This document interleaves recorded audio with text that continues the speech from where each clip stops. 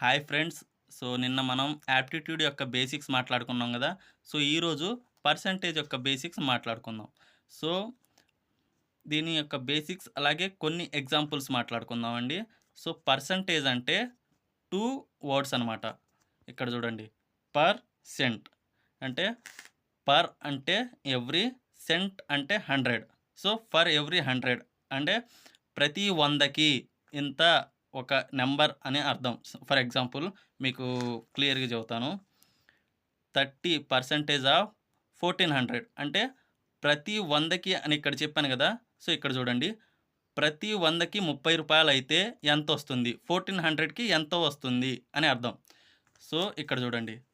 ప్రతి 100కి రూ. 30 తీసుకుంటే 1400కి 420 అనమాట. అంటే ఇలా. సో, 30 ఇక్కడ పర్సెంటేజ్ అంటే డివైడెడ్ బై 100 యేసుకుంటాం. హాఫ్ అంటే ఇంటూ అనమాట. ఇంటూ 1400. So, 20 cancel. 30 ఇంటూ 14 అంటే 420. సో, ప్రతి 100కి 30 అయితే 1400కి 420 వస్తుంది. ఫర్ ఎగ్జాంపుల్ ఇంకో లెక్క చూసుకుందాం. 30% ఆఫ్ 120 ఈజ్ అయితే ఎంత? సో, 30 పర్సెంటేజ్ అంటే 30/100 హాఫ్ అంటే ఇంటూ 120ని ఇలా రాసుకుంటాం అనమాట. So, 0 cancel. 5 2 జా 5 6 జా. సో, 2 1 జా 2 6 జా. సో, 6 6 6 జా 36 వచ్చింది కదా! సో, ఇంకో మెథడ్‌లో చూసుకుందాం. వాట్ పర్సెంట్ ఆఫ్ 400 ఈజ్ 20 అంటే వాట్ పర్సెంట్ ఇచ్చాడు. ఇక్కడ పర్సెంట్ యొక్క నంబర్ ఇలా అంటే ఇంత అని పర్టిక్యులర్‌గా ఇలా. ఫర్ ఎగ్జాంపుల్ ఇక్కడ చూడండి 30 ఇచ్చాడు. 30 ఇచ్చాడు కాబట్టి ఇలా చేసుకున్నాం. అంటే పర్టిక్యులర్‌గా నంబర్ ఇస్తే గనక మనం చేసుకుంటాం. ఇక్కడ ఏంది నంబర్ ఇలా. So, what percent of 400 is 20 అని ఇచ్చేసాడు డైరెక్ట్‌గా. సో, కాబట్టి ఈ వాట్ ప్లేస్‌లో మనం ఏం రాసుకుంటాం? ఎక్స్ రాసుకుంటాం. సో, x/100 హాఫ్ అంటే ఇంటూ కదా! So, into 400 equal to 20. So, x equal to ఇక్కడ వచ్చేసరికి 20 క్యాన్సిల్ అయిపోతుంది. 4 1 జా 4 5 జా ఈక్వల్ టు 5. x వాల్యూ వచ్చేసరికి 5. సో, వచ్చేసింది కదా! ఇదొక మెథడు. ఇదొక మెథడ్ అనమాట. ఇక్కడ మనకి పర్సెంటేజ్‌లో నంబర్ ఇస్తే ఇలా చేసుకుంటాం. ఒకవేళ నంబర్ ఇవ్వకపోతే ఎక్స్ వాల్యూతో చేసుకుంటాం. అంటే ఇలా చేసుకుంటాం అనమాట. సో, నెక్స్ట్ వచ్చేసరికి ఇది మనకి బాగా ఎగ్జామ్స్‌లో పనికొస్తుంది. సో, పర్సెంటేజ్ టు ఫ్రాక్షన్ అంటే ఎగ్జాంపుల్ చూడండి. 45% అంటే ఇలా ఇస్తే గనక మనం డివైడెడ్ బై 100 అంటే ఇలా రాసుకోవాలండి. డైరెక్ట్‌గా 45% ఇలా ఇస్తే మనం డివైడెడ్ బై 100 అని రాసుకోవాలి. ఇప్పుడు పర్సెంటేజ్ టు ఫ్రాక్షన్ అంటే a/b ఈ వాల్యూస్‌లో రాసుకుంటాం అనమాట. ఇలా చేసుకుంటాం. ఈ మెథడ్‌లో చేసుకుంటాం. సో, డైరెక్ట్‌గా పర్సెంటేజ్ టు ఫ్రాక్షన్ ఇస్తే గనక డివైడెడ్ బై 100 ఇలా రాసుకుంటాం అనమాట. ఇలా చేస్తాం. సో, 45/100 అంటే 5 20 జా అలాగే 5 9 జా. సో, వచ్చేసింది కదా! 9/20. సో, ఇదొక మెథడ్ అనమాట.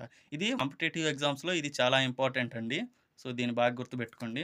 Next fraction to percentage. ఇందాకల మనం పర్సెంటేజ్ టు ఫ్రాక్షన్ చూసుకున్నాం. అదే ఫ్రాక్షన్ టు పర్సెంటేజ్ ఇస్తే ఒకవేళ దాన్ని ఎలా రాసుకోవాలి? అంటే పర్సెంటేజ్ టు ఫ్రాక్షన్ ఇలా అయితే డివైడెడ్ బై 100 అని ఇలా రాసుకుంటాం. అలాగే ఫ్రాక్షన్ టు పర్సెంటేజ్ ఇస్తే ఇంటూ 100గా చేసుకోవాలి. సో, అర్థమైంది కదా! ఫర్ ఎగ్జాంపుల్ 2/3 ఈక్వల్ టు ఇలా ఇస్తే గనక డినామినేటర్‌లో ఏం లేదు కాబట్టి 200 యేసుకుంటాం బై 3. సో, ఇదనమాట. సో, ఇలా వస్తే ఓకే. ఇలా రాయాలి, ఇలా తెలుసుకోవాలి అంటే మనకు మెయిన్‌గా కావాల్సింది పర్సెంటేజ్‌లు కావాలి గదా! సో, పర్సెంటేజ్ మనకి బాగా రావాలండి. సో, నేను పర్సెంటేజ్ ఇక్కడ రాస్తాను. గుర్తుపెట్టుకోండి. సో, 1/1 అంటే ఎంత? 100%. సో, అలాగే 1/2 అంటే ఎంత?